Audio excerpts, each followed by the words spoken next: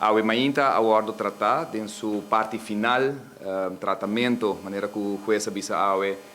chega na sua parte final e para januário, agora que no dia 21 de januário, mirando que o Ministério Público faz outro erro, mas tem o processo para escutar testigo.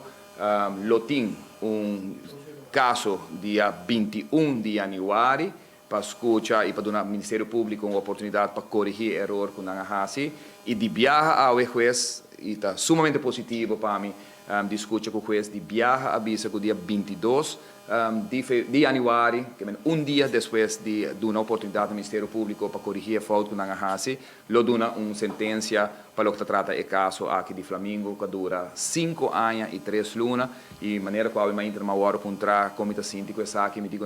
para 6 semanas, depois de agora 5 anos e 3 lunas para o caso aqui bem dilante, para mim, naturalmente, chega closure definitivo por fim no caso aqui. Maneira uma visa, já acaba, de minha parte, o caso aqui, maneira que essa mostrava, nós não estamos nem presentes dia 22, só que quem está presente, o porta presente, dia 21, e dia 22, maneira uma visa, tem Evanes aqui, que praticamente o está avisando que tem acaba dentro da sua cabeça Evanes, mas tem que permitir a parte formal, para dar ao Ministério Público a oportunidade para não corrigir o erro que não faz e de forma é dia 22 e agora lo dá uma sentença definitiva.